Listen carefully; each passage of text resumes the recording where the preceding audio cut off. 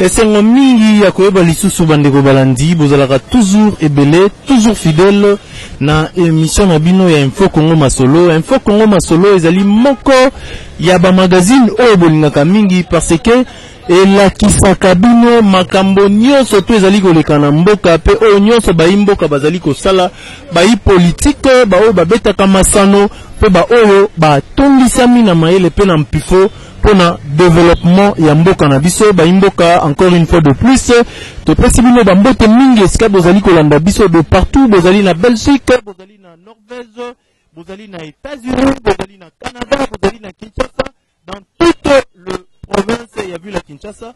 Bozali bongo toujours de cœur na bino parce que bozalaka toujours fidèle ya Info Congo Masolo yango wana to kiti le lisusu na terrain boni biso déjà bata terrain.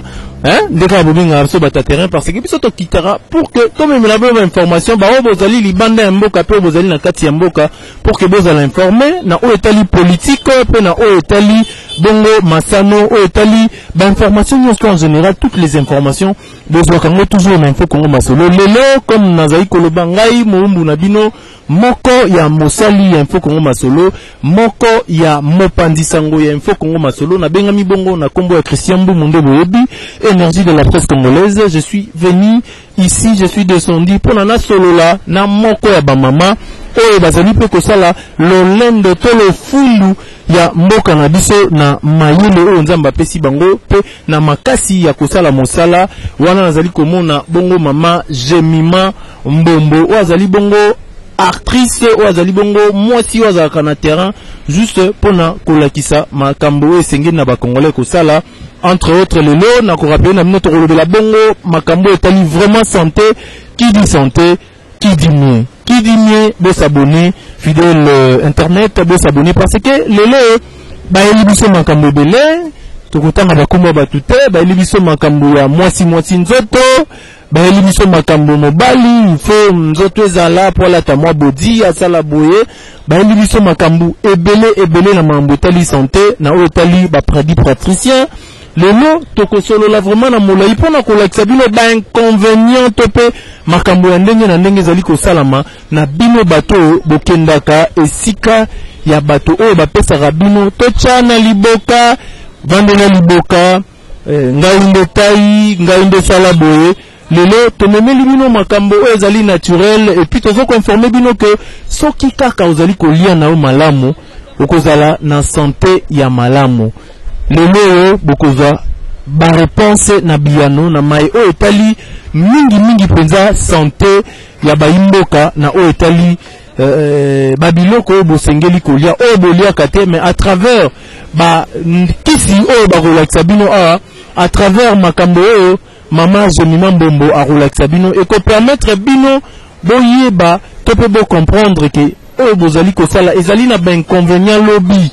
Ben convenient ezali nini, ben convenient ezali lobby okoyi kokoma na ba problème ya nzoto, okoyi kokoma na ba défaut, okoyi kokoma na ba problème oyo etali mabota, okoki kokoma mwana mobali na ba problème oyo etali impuissance sexuelle. De l'autre côté okoki pe kokoma na ba maladie ya ndenge na ndenge sans le savoir. Même Bible pe lobi yango mon peuple périt faute de connaissances. Alors lelo tokosola vraiment na molai na mama Jemima Mbombo nde boko comprendre nini oyo esengeli na bino kosala pour que to garder ba santé na biso malamu ndenge balobaka na lingala lolenge esengeli. Bandeko balandi esengo mingi ya koyeba ke bozalaka toujours fidèle derrière la caméra. Wana bozomona Diji Yogo azali toujours wana amona na raté dans l'ombre.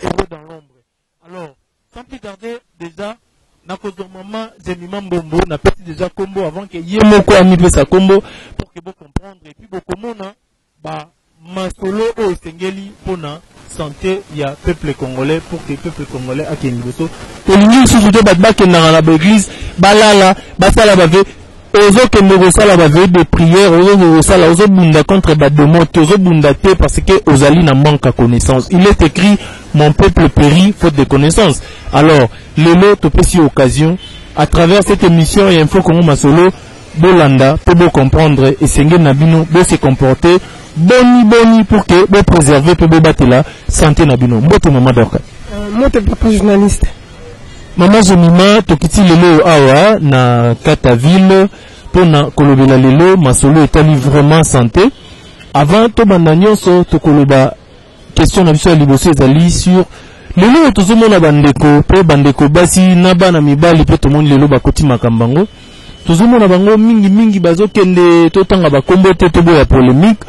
Bazokende boye na luka ya béton, bazokende boye na luka santé, bazokende boye na luka moi nzoto rolata body.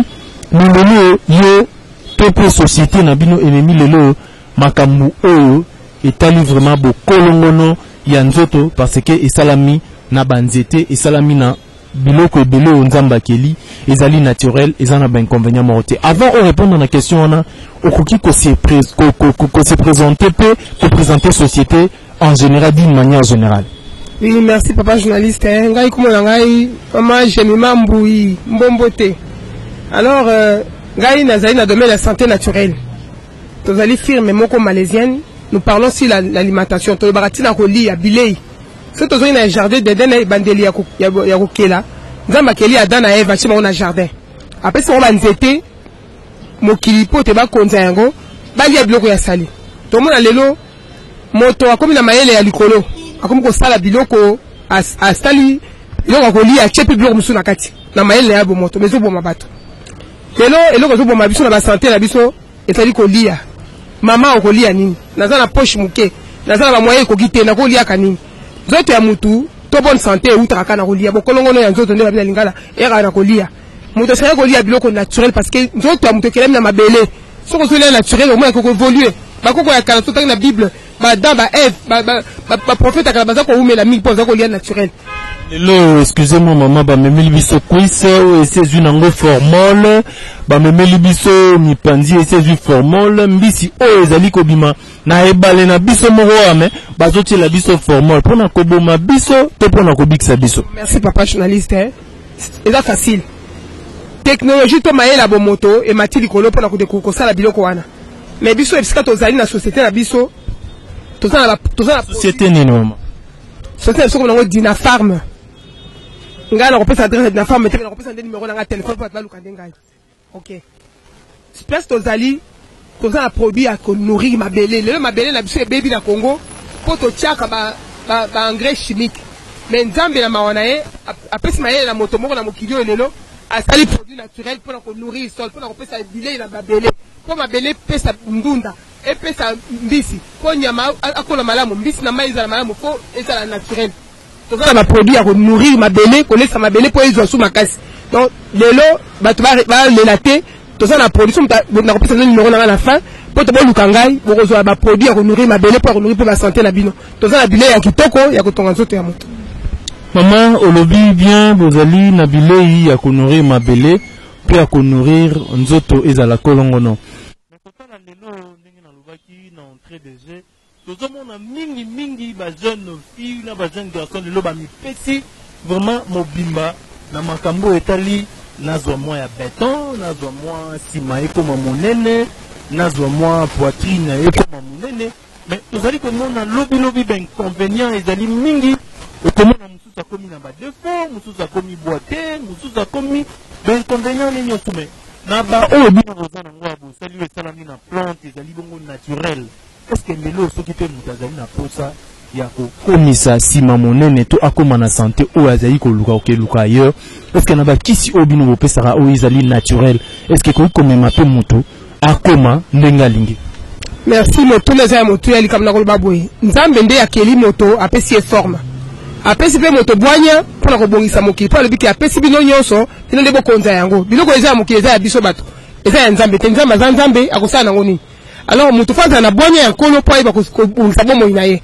Toza na produit naturel pour la kopesa mutu tai so za munene so mutaza na petit akolia likambo ezali kama kolia nde. Soki ozo lia biloko eza naturel, santé ko za na problème te. Tomona bato mususu azaki jeune fille metanga bali ya boti to ko mosala nzoto efungwa miye. Ezali kama kolia.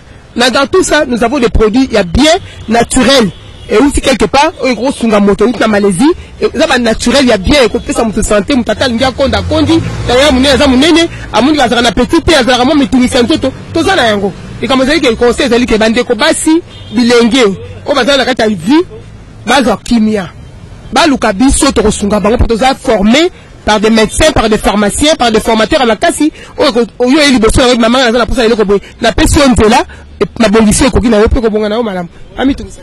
Alors maman au précis vraiment la précision aux ali malamu nani to ma question mon ezali question o maman aux ali maman moboti oyebi lelo ba mabala ebele babolingo ebele vraiment certainement et kabwani pona makambo etali plus sexualité wana maman oyebi yango bandeko balandi bozolanda biso boyebi ezabe mituna oyo botindaki yango etindi biso lelo toluka mama Jemima Mboui pour que bozwa ba précision na mituna na bino.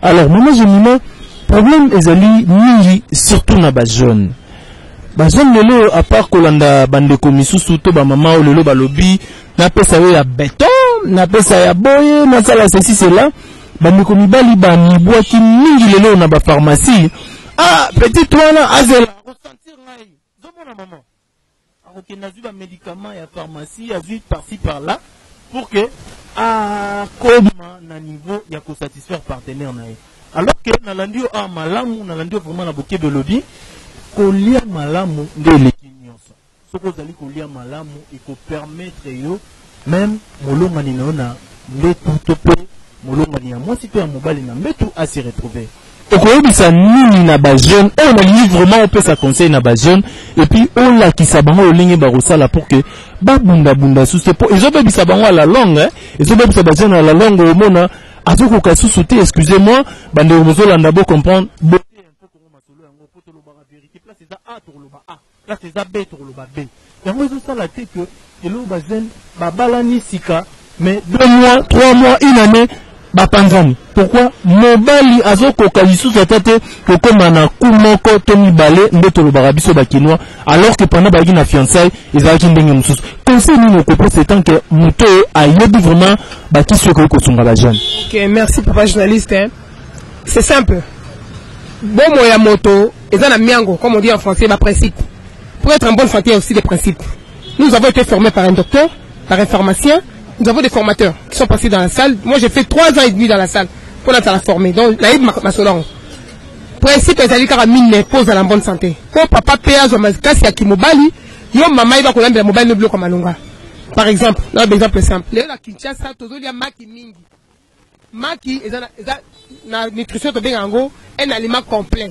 Et ça, la nyonso na kati. La calcium, la sel minéraux, la vitamine. Somme tu regardes qui chaque jour, ce n'est pas bon. Combien de jours? Une personne qui est en bonne santé, qui n'est pas malade, peut manger 1 œuf ou 2 par semaine. Si on a les mags maïlé, la semaine prochaine, mais ça, Rani. Exagération, comme un lix. J'ai un petit témoignage, je vous fais rire. J'ai rencontré un couple en 2015 ou 16. Une femme qui m'a trouvé ma solo, on a dit, ma question m'a dit. Expliquer, ma question m'a dit. Alors, l'esprit m'a poussé à lui demander, toi et ton mari sur le plan sexuel, vous arrêtez. Est-ce qu'il y a 6 baratés plus de 2 ans? Est-ce qu'il y a un mari chaque jour? Là, foufou, n'a ni maki chaque jour. Alors, sur le plan sexuel, si m'a pour la lembi, ma qui est lembi saka. Ma qui est pour la placement en convalescence, les gens qui croissent, les enfants qui croissent, à 17 ans, à 15 ans, ça va. Et sur le micro, sur les maki chaque jour. Un peu de bas là, et aussi maki. On sait que, comme on a un bois qu'on parle, on s'est fait partenaire, on a la poste à mon comité. On a parce que les lundis, trop de vitamines dans le corps, tout excellent, non? Et le but, oh, c'est l'équipe, comme m'appelle. Attends qu'on lit à ce qu'on lit à peine mingi, on met la massara mingi, on s'arrête comme ça, on peut m'arrêter, il y a des principes. Maman, pardon, même ma sangape, au royaume, ça n'a pas jaune, les appels ma bête. Bazen les loyo, bakomi, na ba turbo, bakomi, na ba bière brine, ba bière ezali makasi. On a un gaba lukangai. Sérieux, les jeunes mariés, ils n'arrivent pas parce que dans la jeunesse, ils ont pris trop d'alcool. L'alcool affaiblit. Faire attention à l'alcool, on va y bien.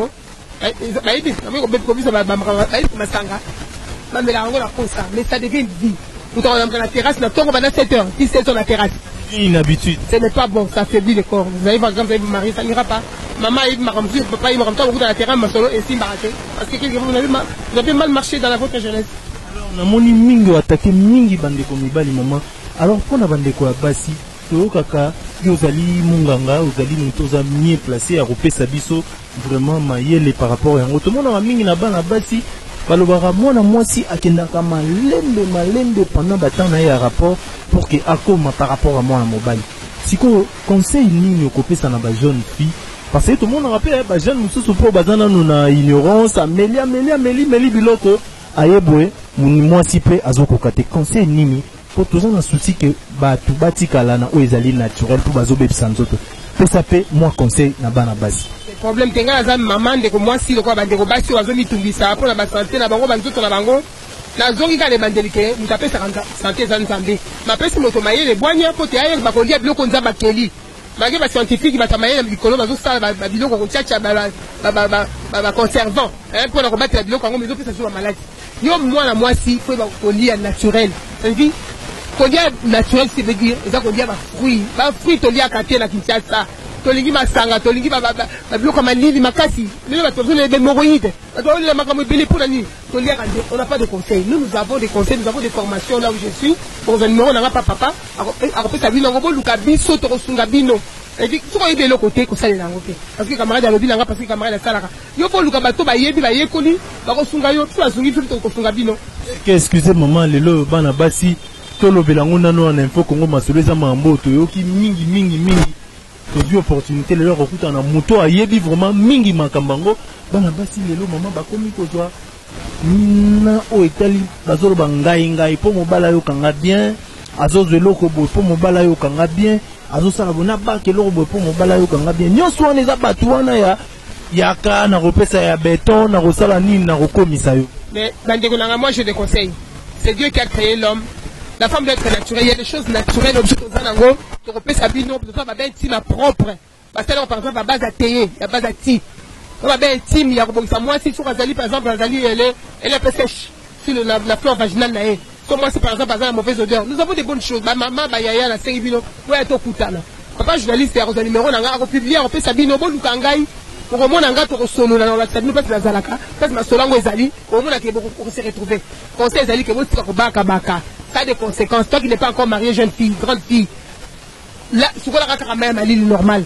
so moni que vous papa molonga yala ce que to sunga yo et puis quand on baka wana ça a des conséquences il va me robota comme ton concevoir n'a pas si toi avec difficulté ou pas parce que tu as mis trop de choses dans ton corps Dieu a créé l'homme à ça donc c'est là qu'il faut me solognos comme que simite munga ngazali après pour comprendre mero aosola bien pour comprendre que maman azosola bien c'est-à-dire bino nyonso bozola na biso bo s'abonner elle s'appelle tout simplement ce beau elle s'appelle tout simplement Maman Jemima Mbouyi.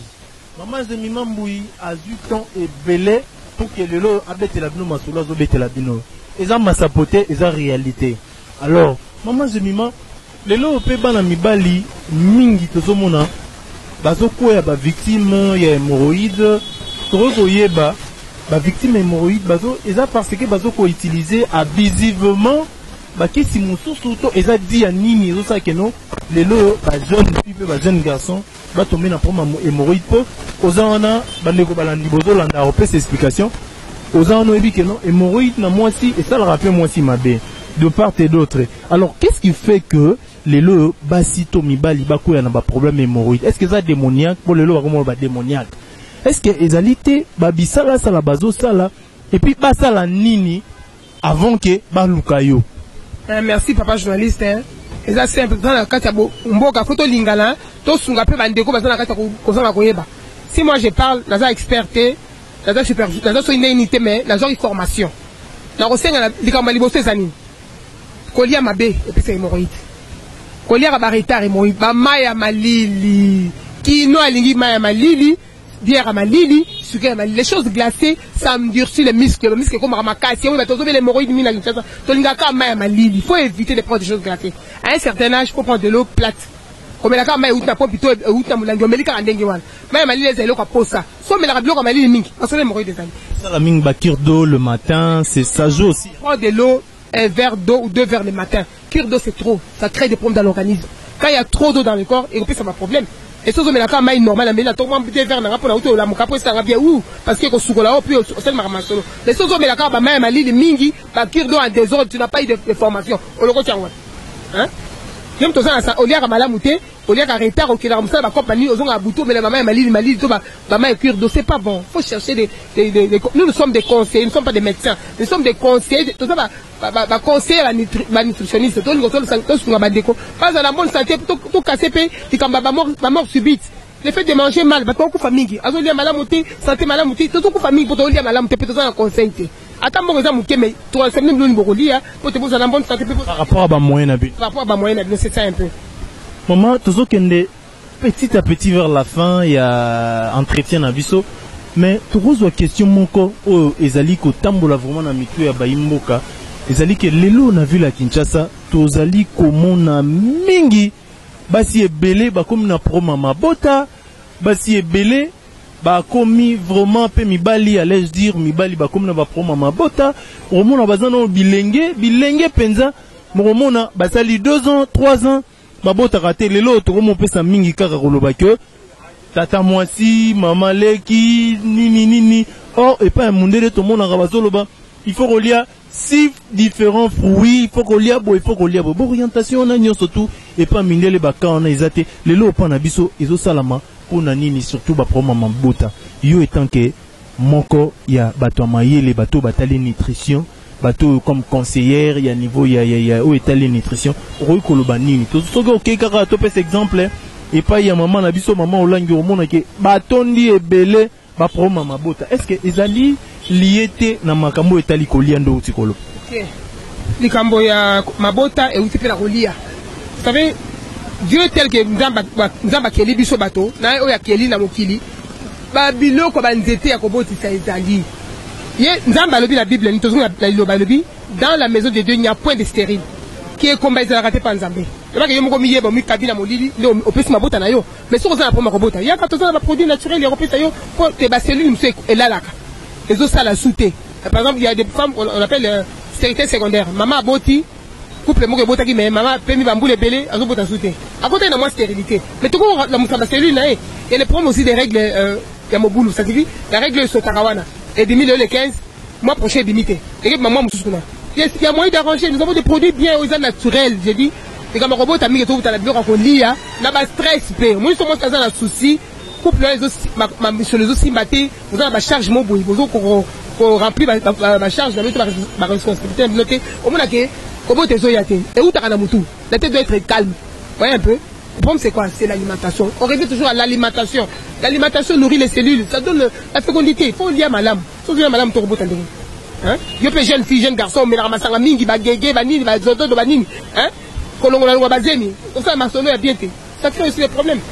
Ce sont des choses parmi lesquelles. Maman, question comme ça, souka. On lobby bien alimentation, aux olia bien té, aux os salabo, aux agina problème stress, vous en a problème boé. Surtout les lobes à problème à Minerval, aux autres à la fin du mois, faut foutre un dakou. Il n'y a pas assez de moyens. Ça donne beaucoup de choses dans Moutou et Memio. Na stress de l'autre, tout le monde a mingi ba AVC, tout le monde a mingi ba hypertension, tout le monde a mingi ba ménésite, ba maladie ça. Et belé les a peut entraîner na makambu et belé par rapport. Et na nyon surtout wana. Est-ce que ba imbo kabazol na soba koyeba? Est-ce que na o bozan ngwa to bozan ngwa comme médicament?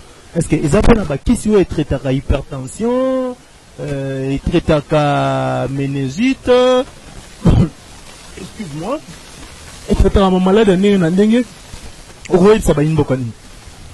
Bande konangai ba congolaises tango malamu ezali kendeko esika tozali tozana ba produit malamu o eza naturel ba produit yango tobe yango kisite tobe yango bilei eza ba complément alimentaire et ko nourrir nzoto na yo et ko bongisa makambo ebebaki o elalaki o ekufaki ezolamuka pe ozala malamu les principes on a kopesa bino ezali ya kolia eza ya suka ezali baliaka biloko mine na sanza na mokili po mesa kolia fruits olia légumes ndunda olia mbisi ya mai pe olia céréales ezali soya donc ya mini atangi na bi céréales soya aquaker ba spaghetti ba wangila ba mbika pe olia ka yango biloko mini on a bandé na bi fruits légumes céréales mbisi ya mai et puis olia céréales kata céréales atangi mbika wangila soja ba spaghetti ba aquaker yango de sara ke moto azala to biko lia bien te biloko mine wana to ko ma solo wana omona ke ko me ko sa na ngote ma céréales mbika mususu tangi wana pona ba oyo bazimwa misolo ebele koma mwa pasi amona ngo eza pena biloko ya lixte lelo ebele ba mipesi na shawarma hamburger tout est-ce que ba biloko wana nyonso tout ezali complémentaire na biloko esengeli na moto il faut alia to ezaka katozali ko envier mingi ba mindele na esika ke totika na plante totika na bo moto na biso etanke baindo bande ko babolingo na kanisi ke ba charmant eza biloko ya plaisir ya posa mais quand on a la base ya vie à moto te parce que eza biloko ba sali ba mélange ebele tout ça basi to ni to ça ba mélange na cuisine après mon dame la papa le bo ina ça eza ba mélange mais biloko nga na tangi na bandeli ba fruit ndunda donc ba légumes tout ça on sort bien la distance tout ça na mbisi ya mai et tout ça la quaker wangila mbika koko liaka yango mona ke masolo za normal par exemple na ba kamkia suka pour la papa mo atente mena ngaya papa bazo la prostate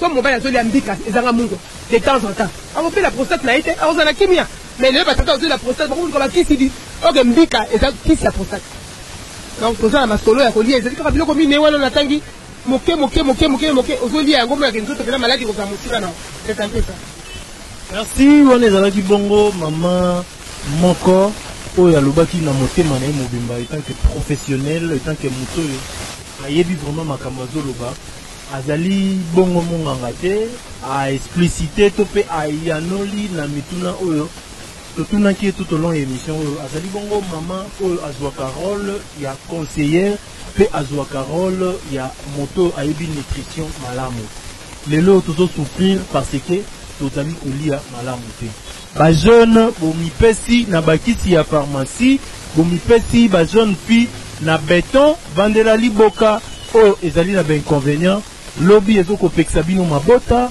lobby ezali ko peksa bino makambo ya ndenge na ndenge mokili ekelamaki na nzambe mutakilaki plante o nyonso ezali chimie ezomema bino na mabunga tope na berreur ebele abengami bongo na kombo ya mama Zemima Mbuyi oyo tozalaki na tout au long ya émission oyo apesi vraiment makanisi ye apesi biyano kolandisama bamituna oyo bomandaki kotuna biso nde epuse biso tolukaluka ye mpenza tozwi ye na petete tozwi ye vraiment na pasi azali bongo na place oyo bomoni tosali émission akopesa bacoordonné na ye akopesa numéro na ye toza na obligation ya sauver jeunesse toza na obligation ya sauver peuple congolais parce que lelo mabunga ekomi mwa mingi bozo sala n'importe quoi bozo bateke ezali koboma santé na bino yozen obalani na mwasi na yo bosali mikolo mukie bokei na divorce tokosenga mama ata bakisi mibale misatu ameka mpe kolakisa biso surtout o etali hémorroïde surtout au etali mwana mobali papa outi musala olembi ozali na obligation pour te balanaka pour le meilleur et pour le pire ya ko satisfaire maman azali na obligation ya ko satisfaire yo alors il faut permettre na papa azui moi café na ye azui moi kiti na ye a zongi vraiment mobimba elongoli fatigue pe bakisi mususu ya bongo na bongo très professionnel avec monsieur Koya a ko expliciter nyonso a ko lakisa bino nyonso tout maman expliquer biso moi 2 3 4 ici ba utilité nango pe ndenge nini ya kosalela ngo. Merci papa journaliste hein. Tous un produit clé à la société. Comme nango chlorophylle. Chlorophylle les amis nettoyants. Mami toli à kabilo kabidel ndé ça bambule beto lia mais to sukola kanzo toté. Et fait que biloko on est venu dans d'autres lieux sur ma maladie. On a mutum sou na pour ma pongi. On a connait la pongi femme de la somnifère. On a connait la pongi quand on va livrer tangati bio so ko na ya tikali. Comme la masangebele. Sangebele toi bête musique na toi t'as l'ordinateur. Mais chlorophylle la bisolo c'est un nettoyant et sous la ranzote. Mais j'ai raconté ils ont la 45 propriétés thérapeutiques. Et j'ai rapporté insomnie, constipation, infection, problème cardiaque, hein, pas tout ça à la cas. Soka likamboye papa, hôtel les hôpitaux. Hein? Alors hôtel donc attends likamboye ma lemme meilleur pour supporter ma choc et nettoyer. Mais est-ce que la ranzote le ranyo c'est la saleté na kanzote. Ba oh ba zemi et sotaka apesi ba directive apesi ba règle na bino po ezala lolenge sengeli etambola lolenge sengeli na bino bosala ba makamnyo so lobi mama apesi numéro na ye bozo numéro bobenga soki pe o zwi biso na suka ozwi occasion ko zo numéro mama te benga biso na numéro ezali affiché na ban écran na biso bokozwa ba information pe ba précision pe numéro ya maman parce que on doit sauver le Congo. Tozi mokonzi ya sika tolingi nyonso tu etambola lolenge sengeli. Tolingi susu ba ekomba bazala te po ekomami na makomi maman alobaki yango na ndako na ngai ekomba akozala te. Il est écrit.